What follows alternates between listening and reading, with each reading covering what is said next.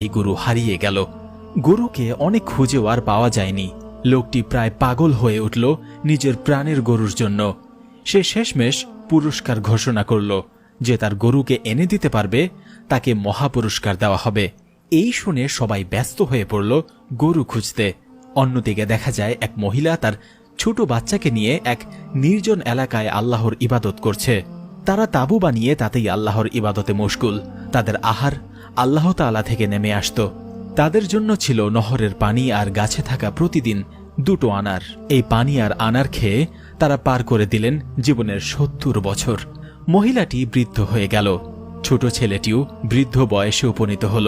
একদিন বৃদ্ধ ছেলেটি তার মায়ের কাছে আবদার করল আনার বিক্রি করে সে একটু অন্য কিছু খাবে, কিন্তু তার মায়ের এতে কোনো সম্মতি নেই। ছেলের অনেক জোরাজুরিতে সে শেষমেশ রাজি হল।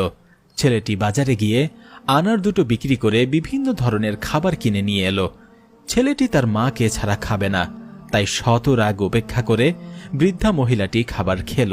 কিন্তু এই খাবার খাওয়ার পর আল্লাহ তাদের জন্য আনার পাঠালেন না। তাদের জন্য 3 দিন ধরে কোনো খাবারই আসছে না।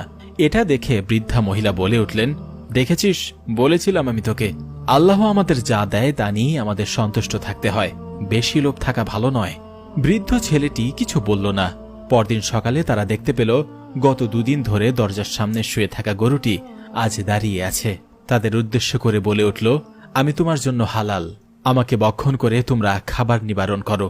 এই কথা শুনে বৃদ্ধা মহিলাটি আবার নাকচ করলেন গরুর প্রস্তাব। তারা দুজন ভাবতে লাগলেন, এই গরু কথা বলে কিভাবে? এই গরু কি আল্লাহ তাদের জন্য পাঠিয়েছে?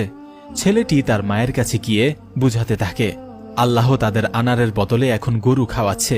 এই গরু আল্লাহর নেয়ামত, একে ভক্ষণ না করলে আল্লাহ তাআলা নারাজ হবেন।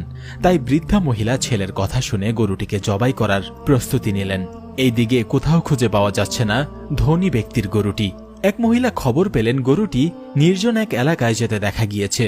মহিলাটি পুরস্কারের আশায় সেই এলাকায় গেল আর দেখতে পেল সেখানে রয়েছে একটা তাঁবু। সেই তাঁবুতে দেখা যাচ্ছে 2 বৃদ্ধ মানুষ যারা গরুর কাবাব খাচ্ছে। এই দেখে মহিলাটি ভিতরে প্রবেশ করল আর বলল, আমাকে একটু কাবাব দাও, আমি অনেকদিন কিচ্ছু খাইনি। ছেলেটি ও তার মা অনেক বেশি ভালো ছিল, তাই তারা মহিলাটিকে কিছু কাবাব দিয়ে দিল। মহিলাটি কাবাব নিয়ে ধনী লোকটির কাছে গিয়ে তার পুরস্কার দাবি করল। ধনী লোকটি তার কথা মতো মহিলাটিকে পুরস্কার দিয়ে দিল। তার এই কাবাব নিয়ে ছুটে গেল দাউদ আলাইহিস সালামের কাছে। দাউদ আলাইহিস সালাম এসব শুনে বৃদ্ধা মহিলা ও তার ছেলেকে ধরে আনতে বললেন। বিচার বসল। দাউদ আলাইহিস সালাম প্রথমে নিজের সুমধুর কণ্ঠে তেলাওয়াত শুরু করলেন।